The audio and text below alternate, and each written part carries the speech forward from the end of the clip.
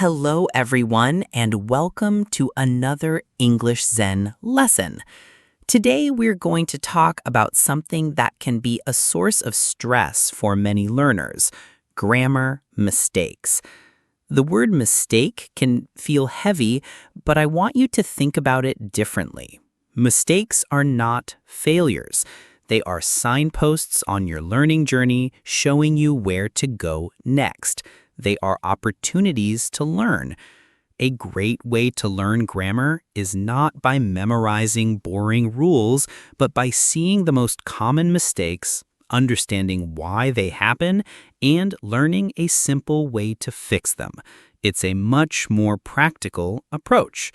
So, in this lesson, we are going to calmly walk through 10 of the most common English mistakes. For each one, I'll show you the error, explain the simple rule, and give you the correct version. Let's begin our journey to clearer, more confident English. Let's start with a very frequent mistake related to the word most. Look at this sentence. It's a very common error even for intermediate students. Most of people like pizza. This sounds almost correct, but it's not. The problem is the unnecessary use of the word of. Here is the simple rule. We use most of when we are talking about a specific defined group. Usually this is followed by words like the, my, these, or those. For example, most of the students in this class, or most of my friends. But when we are speaking in general about people or things in general, we just use most without of. So, because our sentence is talking about people in general, the correct version is simply most people like pizza. It's cleaner and more direct. Excellent. A simple fix for a common problem. Let's move on to mistake number 2. This one is about pronouns and how we refer to ourselves. Look at this sentence. This morning, I looked at me in the mirror. What's wrong here? The logic seems correct, but the grammar isn't. The subject of this sentence is I. The object, the person receiving the action of looking, is me. Here is the rule. When the subject and the object of the sentence are the same person, we must use a reflexive pronoun. The reflexive pronoun for I is myself. So the correct sentence is, this morning I looked at myself in the mirror. You would also say, she looked at herself, or they looked at themselves. You use the reflexive pronoun to reflect the action back onto the subject. All right, let's move on to mistake number 3. This is a very, very common one, especially for learners who think logically about verb tenses. It happens in conditional sentences. Look at this sentence. If I will have time, I will call you. On the surface, it makes sense. Both actions are in the future. But in English grammar, there's a special rule for this. Here is the rule for the first conditional, which talks about a real possibility in the future. A conditional sentence has 2 parts, or clauses: the if clause, the condition, and the main clause, the result.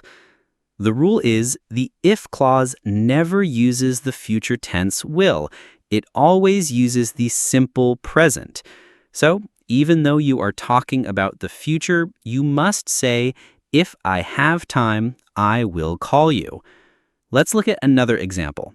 If it rains tomorrow, I will stay home. We use the simple present rains, not will rain. It's a strange rule, but a very important one. Very good. Now for mistake number 4. This one is about telling stories when we report what someone else said. This is called reported speech. Imagine your friend John was tired last night. He said to you, I am tired. Today, you are telling me this story. You might say, John told me that he is tired. This is a very common mistake. When we report something that was said in the past and the situation is likely no longer true, the general rule is to go 1/10 back. So the original sentence was in the simple present. I am tired. 1/10 back from the simple present is the simple past. So you should say, John told me that he was tired, because he was tired last night, but today he is probably okay. We shift the tense back to reflect that the original statement was made in the past. Okay, you understand the 1/10 back rule. Now look at this next sentence. It seems to follow the rule, but it is also a mistake. Your friend is from China. She told you last week, I am Chinese. Today, you report this and say, she told me that she was Chinese. This feels correct based on the last rule, but there's a problem. The problem is that being Chinese is a general truth. It's a fact that has not changed. She was Chinese last week, and she is still Chinese today. The rule is, when you are reporting a general truth or a fact that is still true, you do not need to change the tense. So the correct and more natural sentence is, she told me that she is Chinese. You only go 1/10 back when the situation you are reporting is finished or has likely changed. For facts that are permanent, the tense can stay the same. Let's move on to mistake number 6. This is a very common point of confusion because it involves 3 phrases that look very similar but mean different things. Used to, be used to, and get used to. A common mistake is to mix them up. For example, I am used to play tennis when I was a child. This sentence is incorrect because it confuses 2 different ideas. Let's break it down. Used to plus the base form of the verb describes a habit or situation in the past that is no longer true. I used to play tennis means I played in the past, but now I don't. Be used to plus verb ing or a noun means to be accustomed to something. It feels normal. For example, I am used to getting up early.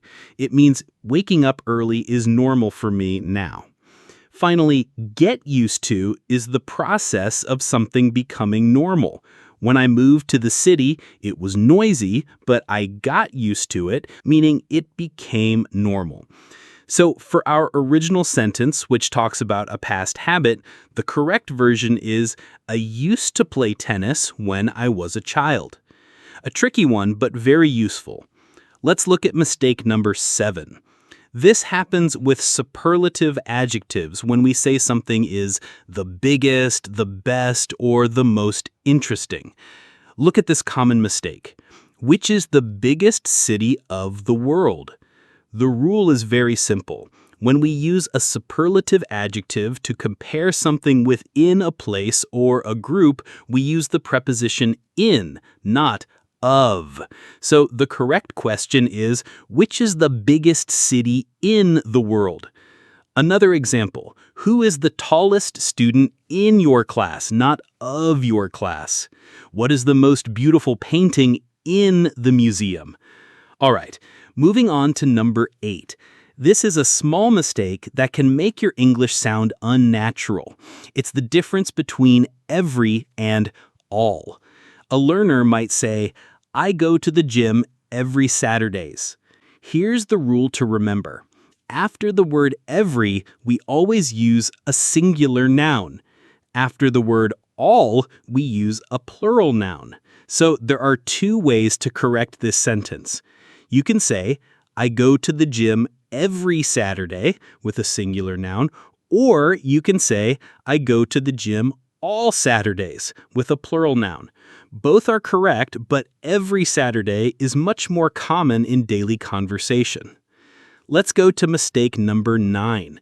This is a challenge for many learners, and it's about nouns that are uncountable in English, even if they are countable in your native language. For example, a student might say, he gave me some good advices. or I need some informations. In English, both advice and information are uncountable.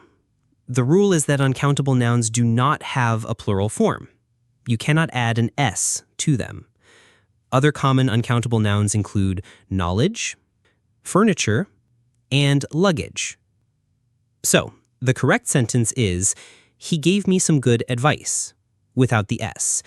If you want to make it countable, you have to add a phrase in front of it, like a piece of advice, or 2 pieces of information. But the noun itself never changes. And for our final mistake, number 10, this is one of the most common mistakes I hear. It's the classic confusion between good and well. Someone might say, I speak English good. It's understandable, but it's not grammatically correct. The rule is this: good is an adjective. It describes a noun, a person, place, or thing. For example, he is a good student, or this is a good book. Well is an adverb. It describes a verb, an action. It tells you how an action is done. In our sentence, the word is describing the action of speaking. How do you speak? You speak well. So, the correct sentence is, I speak English well. This is a small change that will make your English sound much more accurate and professional. And there we have it. 10 common points of confusion in English grammar. Let's do a very quick review of the rules we learned today. We learned to use most for general groups and most of for specific groups. We learned to use reflexive pronouns when the subject and object are the same person. We learned that the if clause in conditionals doesn't use will. We learned to go 1/10 back in reported speech for things that have changed, but to keep the tense for general truths. We learned the difference between used to and be used to. We use in with superlatives for places. We use every with singular nouns. And we use the adverb well to describe an action. The goal of learning grammar is not to pass a test. It's to feel more confident when you speak. Understanding these common mistakes is a huge step toward that confidence. Every time you notice one of these errors and correct it, you are improving. My challenge for you is simple.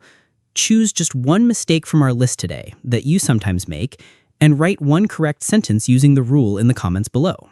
Let's practice together. And of course, if you found this lesson helpful, please consider leaving a like and subscribing to the channel. We're here every Wednesday and Saturday with more calm and practical English lessons. Until next time, be well.